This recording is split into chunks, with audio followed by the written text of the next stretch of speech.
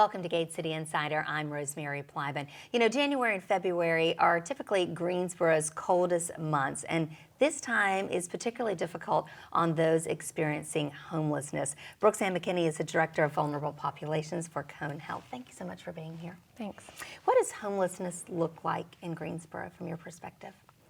Well, I think we're just seeing an increase over the years in homelessness due to poverty rising, the lack of affordable housing, and just the lack of medical coverage and mental health access to individuals. And so what you're just seeing is a lot of people that are losing their jobs and not making a living wage and having no Medicaid or Medicaid expansion has really allowed people to experience homelessness more currently. Yeah, and more, I mean, we're seeing, you know, families with young children, older adults, I mean, really kind of the whole range.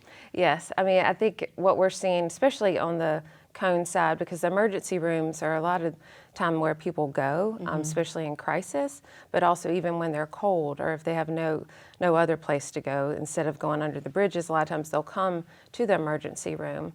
And you see a whole range of individuals from children to elderly, and actually we've seen an increase of elderly patients that have been homeless. So how does homelessness and healthcare, how do they relate? Well, I think when you have lack of medical access in a community, also in our state, because we do not have Medicaid expansion, that would cover a lot of the people that are in poverty to have basic care. But when you cannot take care of chronic illness or mental health over time, that allows them to get sicker, and then the sicker they get, they have larger bills to pay, and a lot of times people do lose their housing because of that.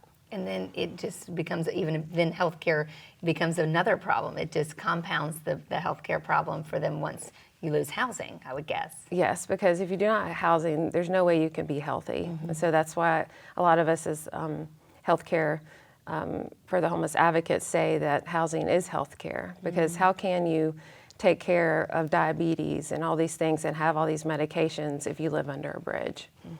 What kind of difference do you see as the weather gets colder here in Greensboro? Well, what you see is a lot of individuals try to come inside, and especially when it's under 32 degrees, they can't stay in their tents or they can't stay under the bridge because it's too cold. So as the shelters fill up, they do have a thing called White Flag, which is emergency shelter beds. They have, especially at the Interactive Resource Center, where they put mats down, but there's just still not enough here in Greensboro, especially when it comes to emergency shelter, especially when it's that cold. And so you see more people coming into the emergency rooms at that case? Yes, definitely. And you refer them? How does that work? What happens? Yes, we work daily, especially the social workers and nurses there, to contact shelters or other agencies to get resources. There's a new resource platform called NC Care 360 that is being funded by the state, and that does help with resources with food, shelter, basic needs. But I think really day to day, you see these social workers and the nurses working with community partners, trying to help them get out of that tough spot. How do you see the situation? Is it improving? Is it getting worse? I see personally it getting worse just due to poverty rising, and we don't have affordable housing on the back end for people to go into. It's harder and harder for them to make that, you know, that living wage to get into housing. And so a lot of times it becomes a cycle, and they go into the hospital, they'll go into the jail, they'll go into a program, and then they just go back around because they can never make enough money to actually get into a property here in Greensboro. And so talk about your role with Cone Health and how Cone Health is trying to be, you know, a help to this situation. Well, my role is really to look at the data and look for solutions on how we can work more together. Cone has funded many agencies here for a number of years, especially through the Cone Foundation. They've funded a clinic, even in the RRC, but they also are looking at a mobile medical unit to go to where people are. And so what I'm trying to do is also work more with the homeless shelters and the agencies that help ones that are uninsured, and see how we can work more together, especially help people that are being discharged from the hospital, because that's when they are the most vulnerable. But again, you believe really that without housing, then proper health care really can't follow. Yes, because it's just an endless cycle, because until they do have that roof over their head, have heat, have basic services, and be able to eat and everything else to stay healthy, they'll continue to come back into the hospital. So in the position that you are, I know people ask you all the time, what can we do to help as a larger community if you're not working directly with one of these agencies? I think just really funding the agencies that are doing the work and making sure you do that research. But if they can't provide the staffing to help the people there on site, then it's really hard for them to keep going and serve more individuals. And so investing your time and energy to those agencies, but also if you do donate, make sure that you give it to an agency that you know is getting the job done and works with the people. I think a lot of times we just sort of forget those individuals because we don't see them, but just know that there are so many agencies out there that are really helping every day. It's every single day, right? Not just when the weather is cold, and Yes. we tend to think about it more right now. And why is this for you personally? What drives you? Why is this a passion for you? Well, I've done this about 20 years now. I've been with the homeless population, and the reason I started doing it is when I started working in shelters in college, it just really touched my heart and just made me realize, what other world is out there, and anyone can become homeless. It could be your mother, your grandmother, your cousin, and just realizing that we all could be in that situation, and I just hope that I can be used to help someone else that hits the road and can't get out of such a bad spot. And why I got into healthcare is just more that I was working with the homeless population. I could see that they were really sick, and if you're really sick, you can't take care of yourself, And we were all blessed to have families and all these things growing up, and I was very blessed, and so I just wanted to give that same blessing back to someone else. All right. Thank you so much for joining us. We really appreciate your perspective. When we come back, we're actually going to dive a little deeper into this issue. We're going to talk with the director of Weaver House. Stay with us.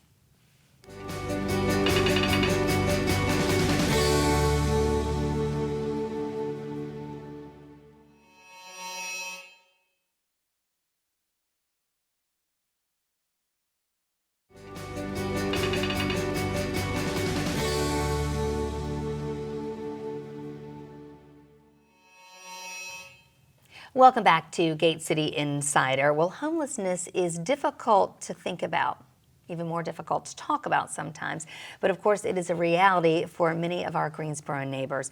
Michael Pearson is the director of the Weaver House Shelter, a part of Greensboro Urban Ministry. Thank you for being here. Thank you for having me. Tell us a little bit about Weaver House. Okay. So Weaver House basically is a shelter that provides housing for those that are homeless and in need of shelter. How many beds? So we have 2 seasons. So one is basically the summer and one is the winter. So in the winter we provide housing for about 100 individuals, 14 women and 16 women and 84 men. And then in the winter we kind of ramp things up where we have 5 different churches that actually provide shelter for 16 women and roughly around 70 men. And this is part of the ministry of Urban Ministry, Yes. Which does so much. Can you talk a little bit more about the greater mission? Yeah, the greater mission of Urban Ministries is really to serve the need of those that need help. And so there are a lot of individuals throughout Greensboro who are homeless, or they can't really pay their bills, or they're having trouble eating. And so Urban Ministries serves to try to address that need. So by providing shelter, by providing meal, by providing assistance, Yes. all of that. So I know you ramp up operations, obviously expanding into the churches and the like during the winter months.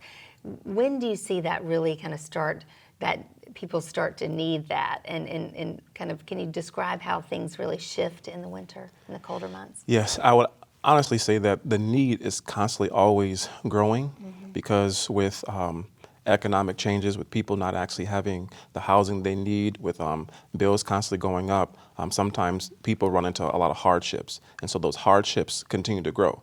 In the winter, it is drastically different because you have the cold element. that cold element, well, people can freeze to death and things like that. And so a lot of people are trying to get warm. And so you see some of the people who are, say, staying in the woods, trying to come out from underneath in the woods to actually get shelter so that way they can be warm. And so that, it presents a lot of stress. At the shelter, I experience a lot of people always coming in wanting to get in from out of the cold. And it's really hard because we only have a limited number of beds. And it would be nice if we had a lot more beds. So what does happen when you run out of room? We do our best, and that's the easiest way put. I know we open up our lobby sometimes for people to stay there, but it's tricky because we have an occupancy number that we have to abide by, and so we can only allow so many people.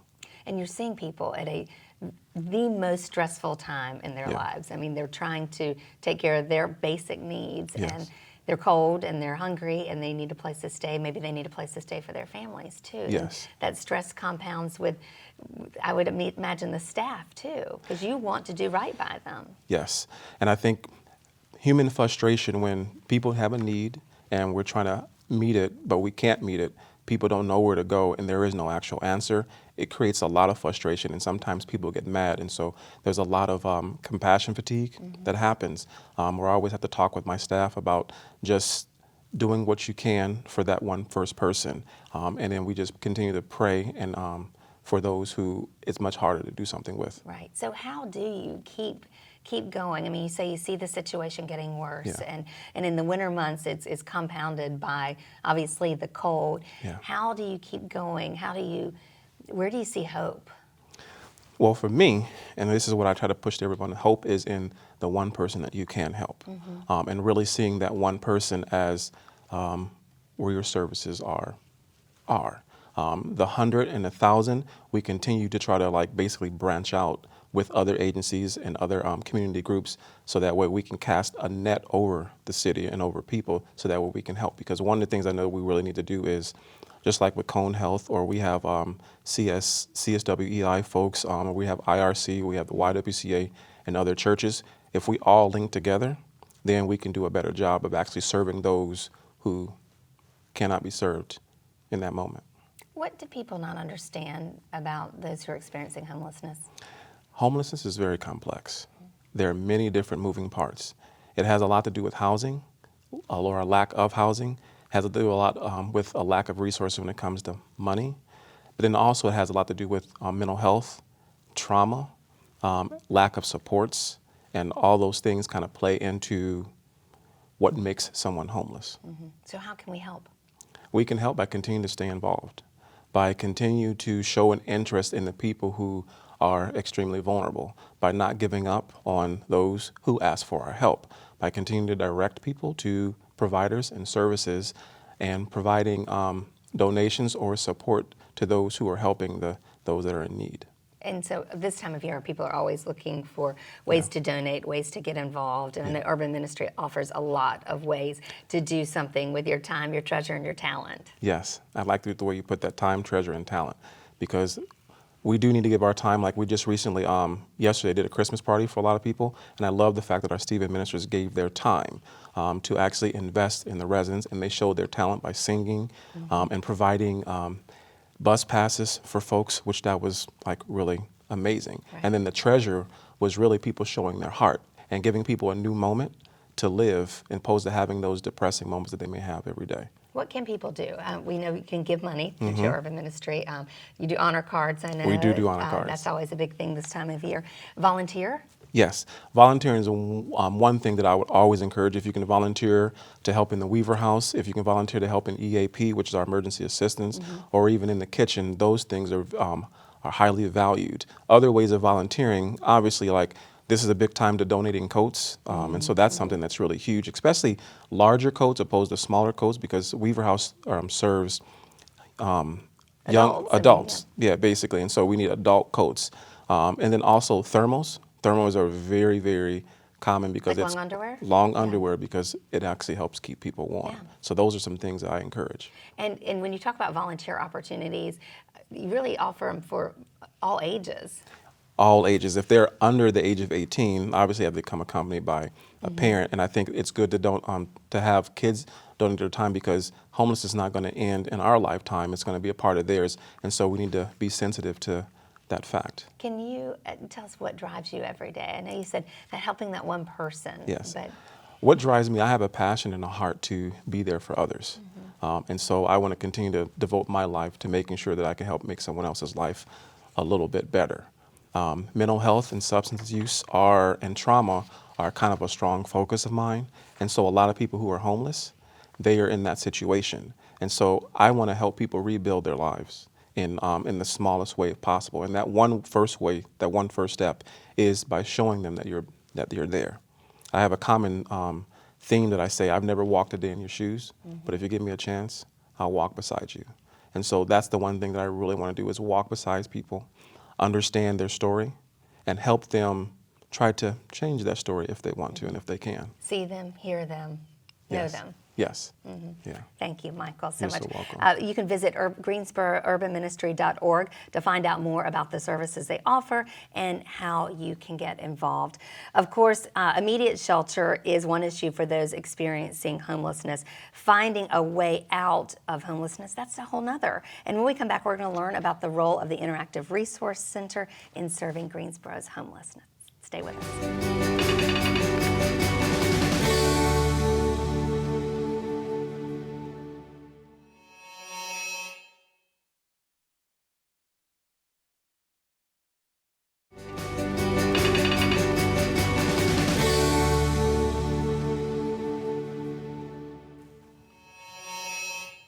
Welcome back. No one wants to find himself out in the cold without a place to sleep, but it is a reality for many in Greensboro.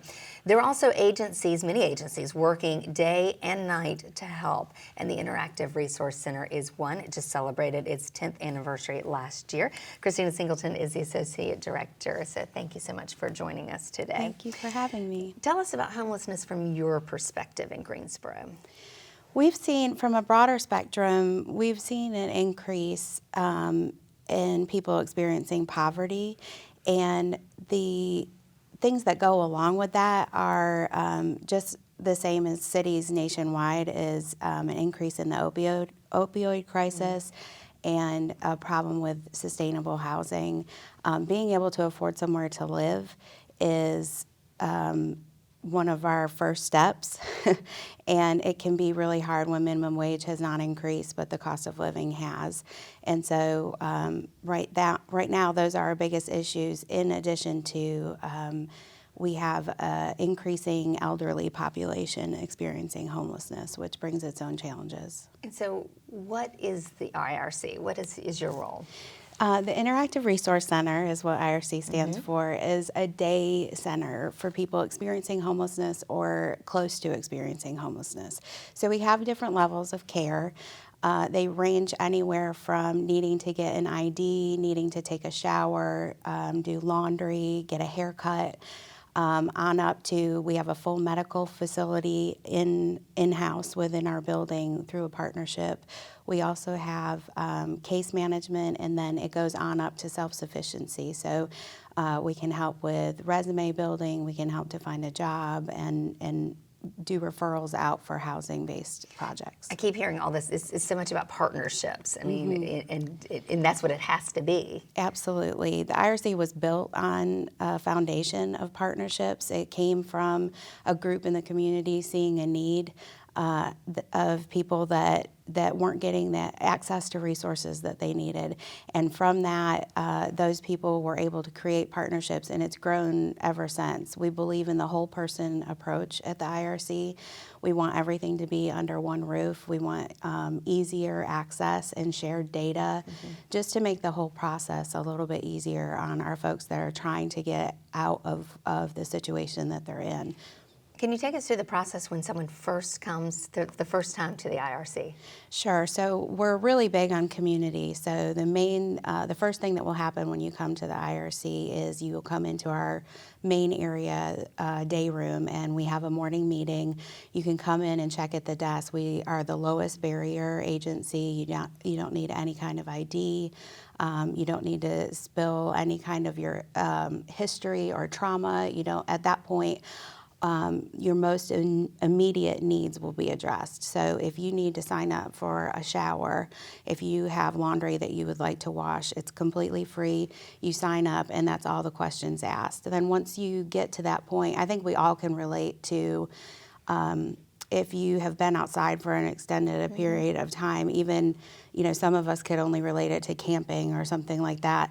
When you are able to take a hot shower and get clean clothes, the difference in how you feel Changes you. Yeah, and we believe that that brings a certain amount of dignity, that you can do your own laundry, that you can take your own shower without being monitored, and that whole person approach really helps, I think, create a community and a sense of ease. And then once you are comfortable with coming to the IRC, you could sign up for case management. We can get your health needs addressed. We have substance use counseling. Whatever your needs are, we can kind of go from there and try to tackle one thing at a time. The whole person, yes. So how do operations shift a little in the winter months? So for us, it is harder because, first of all, there's so many levels to it being colder outside when you live outside, right? A lot of our folks have employment and do work, which most people don't realize. So just being able to get around in the winter is a lot harder. If you have medical issues, that cold weather is harder. And what we came to realize is that there was a need for people to be able to come in when the temperature got below a certain degree. So this is our 4th year now doing a white flag emergency shelter. We do it in partnership with Greensboro Urban Ministry and YWCA, and anytime there's a feels like temperature of 25 degrees or below, we'll be open for a warming center. And in that moment is when we see a lot of people that may not typically come for our services. If they're people that have experienced heavy trauma and do not do well being with other people and mixing in with other people, they find themselves not having a choice. When the temperatures are that cold, we see lots of different people and are a lot busier. So how can we help? So there's so many different levels of helping. The thing that I love the most about Greensboro is the way that the community supports our agencies. We always need help with funding, but it really is so much more than that. And we invite you to come to the IRC and come and take a tour and stay engaged with what we're doing. Because we were built that way, we really believe in people bringing things to the table that we may not have even considered yet. We don't consider ourselves to be experts in the situation, and the whole basis of how the IRC is run is we invite you to come, we invite you to stay engaged, and you may see a need that we haven't even addressed yet. But when you come, I guarantee you would find things that you might want to help with. Anything from warm clothing drive, warm socks, hand warmers, hats, gloves, scarves, that sort of thing, over to we have people that come in and say, I'd really like to start this program. It's just something I'm really passionate about, and I think it will help your guests. We've had people come and do foot care. That's whatever your specialty is, something that is really important to you, we look to you to help us provide in the community. I've seen pictures of even children coming with cards and yes, we have so gift many packages schools that come that do just wonderful drives, and just being able to teach our community that all of us are the same, and that housing is a human right, and that's what we want to work towards, and that we want to see a real difference is important to us. When we see someone on the side of the road, perhaps with a sign, and how can we help? What do you do? Well, a lot of people ask me a question about should I give money to somebody standing Right. on the corner, and our policy on that is that's up to you. It's a very personal decision. I will tell you that there are people that might take that money and do something that you don't want them to do with it, but there are also so many people that are supplementing the job that they have that doesn't make enough money to pay rent. To be able to pay rent. We have had people that have used that money to buy solar panels to use their power tools to be able to get a job. We've had all sorts of different things that run the gamut. So we would never tell somebody not to give, but I can tell you that if you give your money to one of the agencies that you know in Greensboro and that you can trust that is doing the job that you want to do, that's one way to really ensure that your money's being spent the right way. And there are lots of ways that you can help and lots of places to give. Thank you so Absolutely. much. And if you want to find out more about the Interactive Resource Center, then check them out online. Or as you said, just go for a visit. It's really easy to get involved in all of these agencies. You just have to take that first step, do the next right thing. Thank you so much for joining us for Gate City Insider, and we will see you next time.